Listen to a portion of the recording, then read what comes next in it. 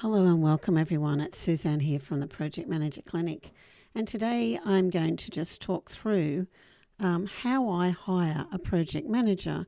And the reason I'm going to do that is because I've had about 25 plus years doing projects and other sorts of consulting.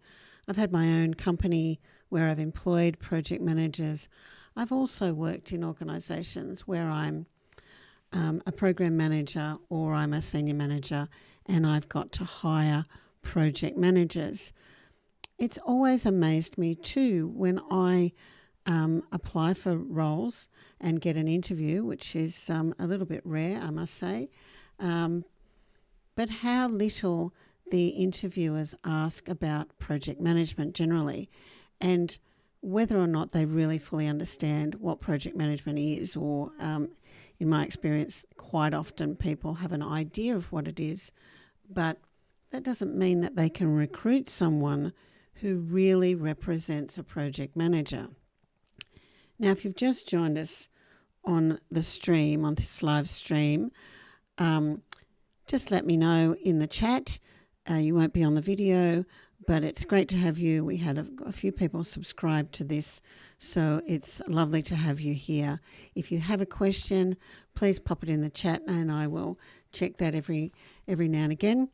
Don't forget, this is through the Project Manager Clinic YouTube channel, and I'd love you to subscribe down below and give us a thumbs up if you are getting some value from this information. So here we go, let's get going. Now, this is actually how I hire a project manager. And as I said, I've hired many in the past. I've also hired people who are test managers, change analysts, all sorts of other people that you would expect that I would hire on a project. So let's have a look and get started. The power of communication.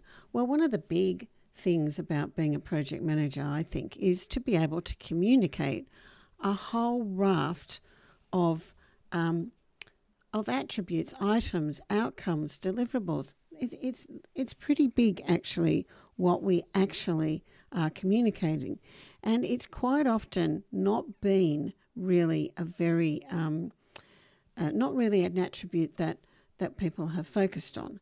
So this is something that we're going to talk a little bit about today. Now, what can you find out by reading the resume? Well, there's a lot that you can find out by reading the resume.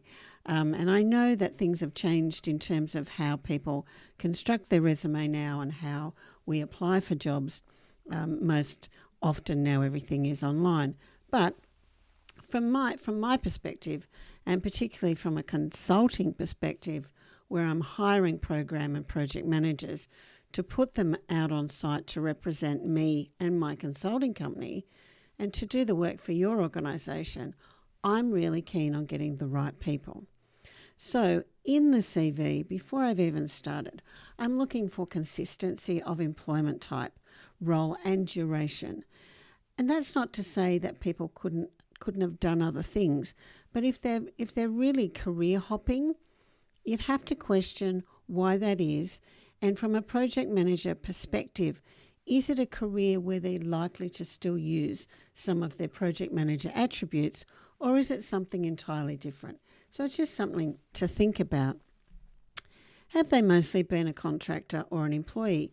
And probably this doesn't necessarily matter to some people, but to me it often matters because projects are finite. They have a start and a finish date. Not all organisations have career project managers. Some do, the larger ones, and some government organisations certainly do. But they don't all.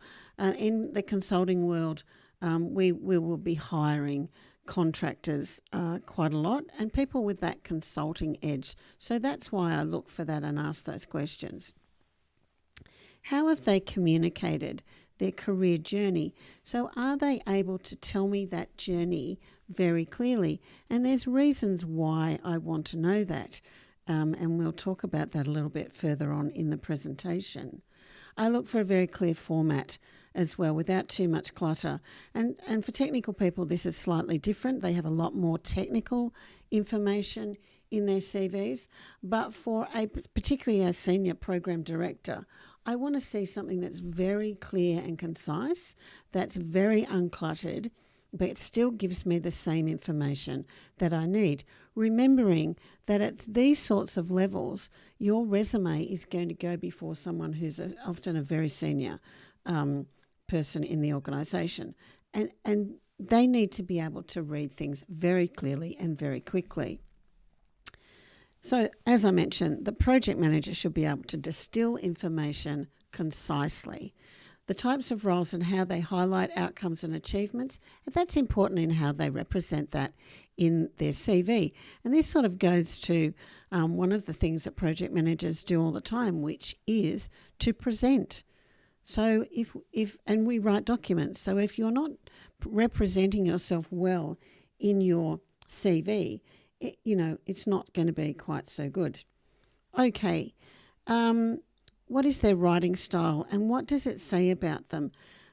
Often project managers can be short and sharp, almost write things in dot points, and that's not necessarily a bad thing. Other sorts of career roles will be a little bit more flowery, for example, and they will extrapolate and talk a little bit more about the journey. So whilst I said they need to clearly articulate their journey, it can be very concise, but that writing style is really important. So where AI now impacts some of this is that it doesn't necessarily capture the person's writing style, which tells us a little bit about their personality. So yes, what does it say about them? And look out for that potential AI content, because there's ways and means of seeing who is not really representing themselves very well. We'll talk a little bit about that now. So what are some red flags? And remembering we're still in the CV part of the discussion. We haven't even got to the interview section now. Does their career progression look consistent in terms of experience to match the potential age of the person or the age or the duration of their career? So by that I mean, have they been a project coordinator, project administrator, for example, project manager, senior project manager, project director, whatever it is, or have they jumped straight from project administrator to senior project manager? And what's in between? It doesn't mean that somebody cannot do the role, but you need to be looking at what's in between those things and how is that person completed that journey, so that we know whether they've got the right experience that they claim that they have. Many resumes that I've seen, and I've seen hundreds and hundreds, I would say, have overstated education qualifications that don't match career duration. So they may be a false claim. Some of them have so many educational degrees that the person must have been 14 when they got their first degree. So have a think about that. It's just really looking at all of those things to make sure there's consistency and that things make sense. Do the types of companies and industries seem consistent with the sort of roles that they've done or the technologies that they've talked about? So if they're talking about a technology that we may not find in one industry, that's another thing to consider. Why is that? The resume may have been copied from somebody else. And in fact, I've seen somebody's resume who actually, they had no idea I was reading it, but they actually said that they'd done the job that I actually did. So that's very interesting to see. So it's okay to take time out of your career. And I often will write that. I'll say that I have got an extended period of travelling, or I actually took time out for study. But big unexplained gaps need to be investigated. Often we will check LinkedIn profiles now, and some recruiters will check your social media. I don't do that, but just make sure that you're aware of that, because it is something that could happen. Okay, what don't I care so much about and why does it matter? Well, there's a lot of talk about a technical project manager, a project manager for ERP, a project manager for CRM. I don't necessarily care so much about that. I'm not so worried about your technical environment experience, although for some software development projects, for example, your uptake will be a little bit slower. For example, if you haven't done Agile, if you haven't done a large-scale ERP or EAI, your uptake will be a little bit slower potentially, but a really experienced project manager knows where to get the skills. They know how to mine for information, and they are a planner and decision maker who's going to put in place a strategy to deliver the project, particularly on the bigger projects. So I don't specifically worry too much about the technical, because I will get those technical resources if I don't have them and I'm not able to cover them myself. And really, I'm a project manager, so managing is really what I do. I'm not worried if people want to work on-site or off-site. That doesn't really worry me too much. I've mostly worked remotely for probably 20 years. I'm very used to it. I'm very comfortable about it. I don't really like having to go into offices if I don't have to. But I'm able to understand when the mix of being on-site as opposed to off-site is required. After all, I'm managing the project. I'm managing the people. So I need to be able to demonstrate in an interview that I know what that mix should be. Now, some of these things are a little bit hard to demonstrate in an interview, but that's one of the things that we need to consider when we, as are being recruited, when we are in an interview. Have a bit of a think about what is the role and what is likely to happen. Are they saying it's hybrid? So what sort of information do I need to give them, and what do I need to demonstrate in terms of behaviour and awareness? I'm not worried about your age, as long as you can demonstrate that you've applied your project management knowledge to your career and you have given me examples that are valid. That is to say that they're consistent with everything else that you've said in your CV. There are some great project managers out there that have come from different fields, but they've all got those key components of a project manager. They're fantastic planners, organisers. They're decisive. They're tenacious. They're able to put a budget and a schedule together. I've had some excellent project administrators who have never worked on a project, but they've ended up doing fantastic things and then going on to be project managers of great success. What do I care about? Well, I do care about that relevant experience and the ability to acquire knowledge if it's needed. Very often we're on projects that are bleeding edge and we don't all know the answer. So we need, as project managers, to be able to acquire that knowledge, to be able to mine for information, to know what questions to ask. Now, don't forget to subscribe down below if you're enjoying this discussion that we're having today. The ability for a project manager in an interview to demonstrate those core project management skills and attributes, I think, is absolutely the most crucial. And in my experience, it's the thing that is missed the most. And consequently, we often end up with project managers on site managing a project and they really have no clue about project management. So they can't really do the first thing about it, but they've been really, really good in an interview. Well, that's really not going to cut it in real life.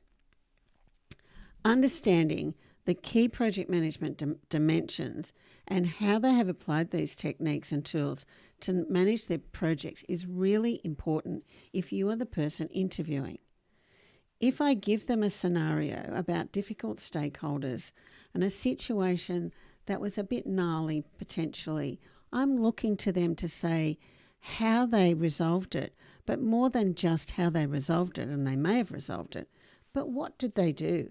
What were the project management tools and techniques that they used? Did they use their issues management?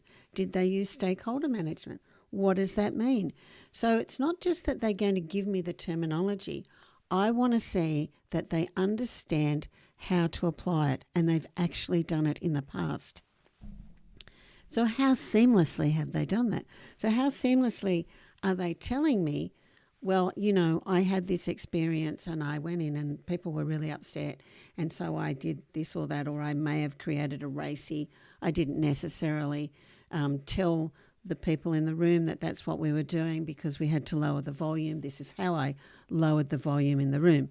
This is all information that we should get when we're interviewing a project manager. The resume shows what they will be able to do, but we really need to demonstrate that during the interview, and so often it's not. So in the actual interview, I observe a whole lot of things. But firstly, let's think about the project management competencies that are the most common. And this list, I think there's 10 here. It goes along the lines pretty much of the Project Management Institute's 10 dimensions, I think it is. But I've sort of changed it up slightly. And these are things that I will be looking for that the person not only understands, but they can apply. And they can do it, particularly if they're a senior person, a program director, they can do it effortlessly. So project strategy alignment. Don't just tell me the story about how you did this or you did this. Tell me about how you approached the problem, how you approached the planning process. Were there benefits or was that just forgotten because it so often is?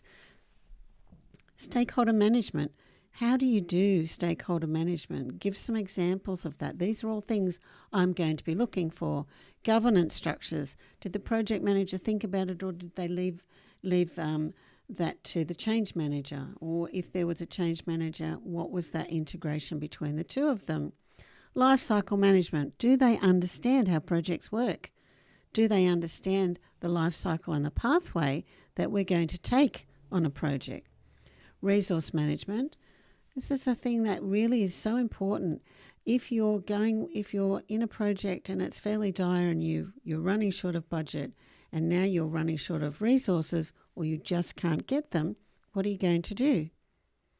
We need to understand how these people that we're interviewing are going to respond to some of these challenges. Communication management, risk management, procurement management. I mean, we're not going to procure things in every project, but there is mostly some form of procurement in everything. Now, I've left project control to the last because if you've been interviewed as many times as me, and remembering I'm a program director in a transformative program, when they ask me if I've managed on time and on budget, what they don't realise is that that is so not the question, because very few projects finish the way that they've started in terms of budget and deliverables. But what we're wanting to see here is how the scope was controlled. What mechanisms did this person, the project management candidate, show us to demonstrate that they understand about project control? Now, there'll always be specific competencies included in the job description.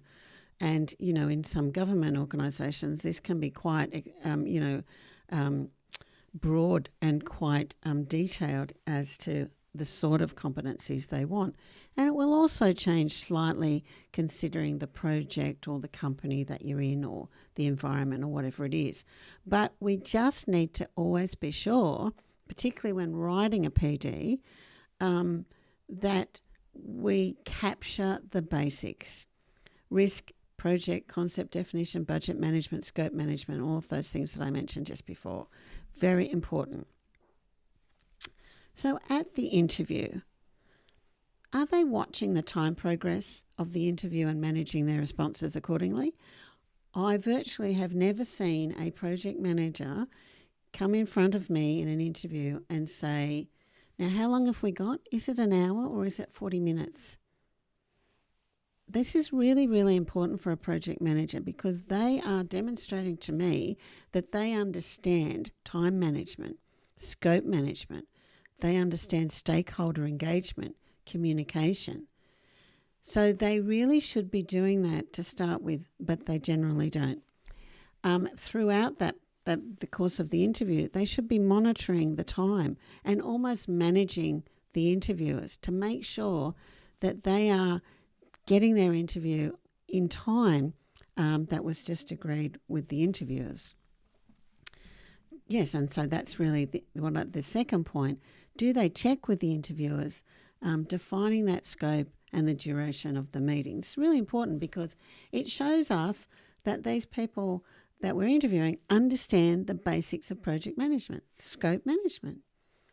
Do they ask the interviewer about the organisation? Are they curious? And this is very common for most interviews, and most candidates should be doing this as well. But particularly for a project manager, their ability to ask questions to extract an answer is really important, because remember, this person is going to have to extract deliverables, potentially requirements. They will have to have clarity on a whole raft of things through the project.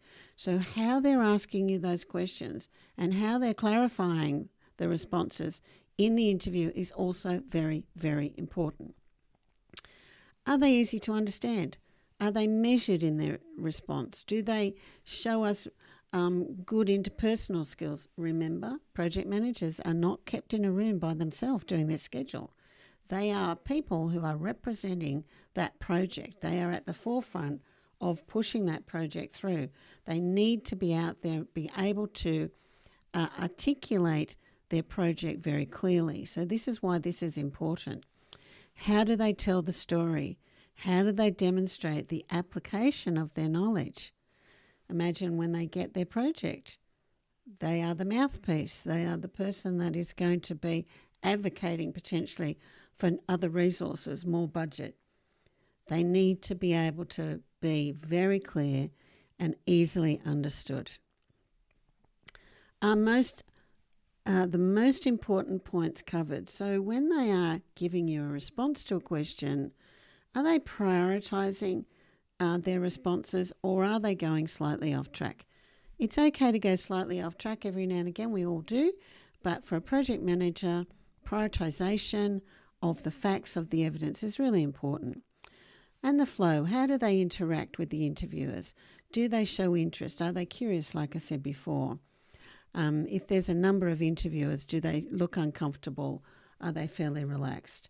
Imagine you are a program director and you've got to go up against a board that's potentially hostile. And I don't mean a project board, I mean a company board. How are you going to do that? So horses for courses, of course. If it's a project administrator, they may not be quite as relaxed. A program director will be more relaxed, hopefully, because they're an executive. And consistency. Does their story make sense? Does their journey make sense? Which is going back to those questions that I asked, that I was talking about when we're looking at the CV. Is there consistency? Do their skills and experience match the level of the job? Project manager is not a project manager is not a project manager. There are levels of project managers based on their experience, whether the project was small or large, how complex the project was, whether it had technology, whether it crossed organisations, whether it cross entity, whether it was across business, whether it was a construction project, whatever it was. Have they got the skills that match the level of the job? And an example is, for a $60 million project or program, you're not going to put a junior project manager on that.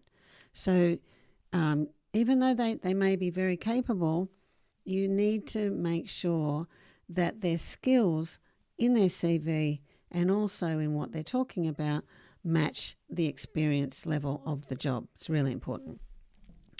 So I've just thrown this in here because I think this is really important for interviewers to consider, and also for those of us that are applying for project manager roles. This is the Project Manager Institute's top 5 critical soft skills for project managers. Now, once upon a time, we never talked about soft skills for project managers. It was all about the technical skills. But this is increasingly important because project management will change now. It's over time. It's already started to change with the introduction of AI, other tool sets, and different ways that we work now. Project managers also have to evolve slightly. So these things are really important. Leadership.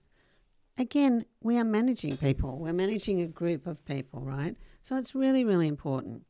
Conflict management. It's key. Communication. You need to be exceptional, really, as a project manager. Creativity. This is essential to being able to work through complex issues. You will get, as a project manager, questions that nobody knows how to answer. So how are you going to approach working through to a solution? Critical thinking. We recently did a webinar about AI and project management and the future of project management with AI. And one of the big things that we discovered in our discussion was critical thinking will be a key component of a project manager's tool set in going forward. AI is not able yet to apply critical thinking. It can collect a whole lot of data, it can make certain decisions and spit out information. But the critical thinking part, when things get really nasty, is a thing that we as project managers are doing. Excuse me. Now, what are the green flags? I'm just checking to see if anyone's writing anything in the live chat.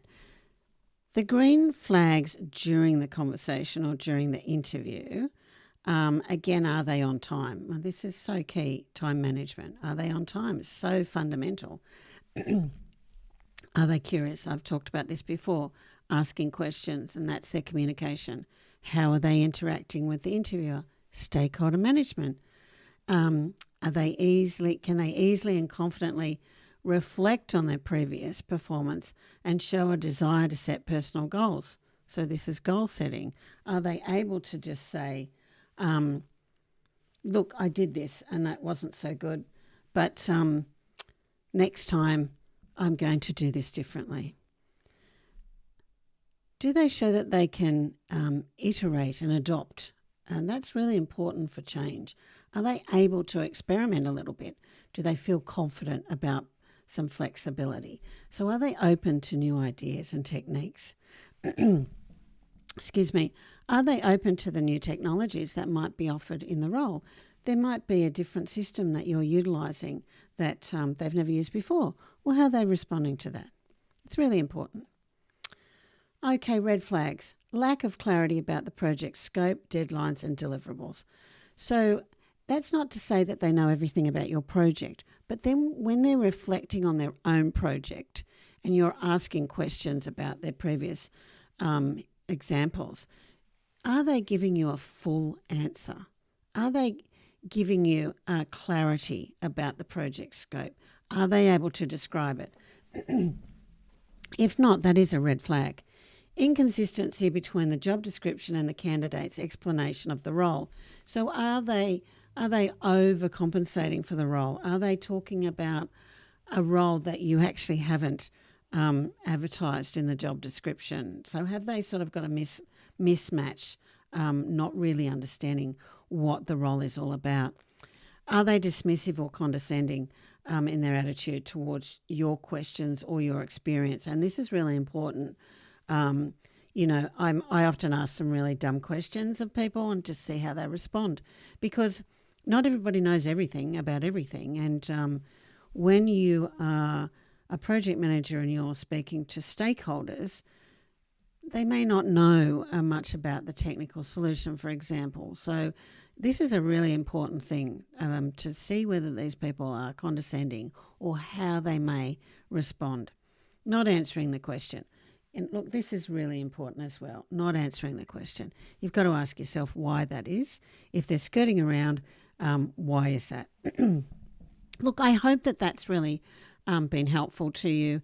It's a fairly short introduction to how I interview project managers. I think I've always managed to get very good project managers in my time, and that's, over 25 years or so. I'm often, as I said, really surprised by the questions that recruiters ask me, and wonder why they're not getting, and I don't wonder why they're not getting the right people. So if it's been helpful to you, that's fantastic. Love to hear from you. You can always go to the website. That's www.pmclinic.com.au. We've got lots of resources on there. And if you like what you've heard here today, subscribe to the YouTube channel. Love to have you here, and give us a thumbs up. And this presentation will be on the website. So a little bit more information in the description when it is live published on the channel. So again, have a great project day, and thank you so much for joining me today. I've really appreciated the opportunity to talk to people.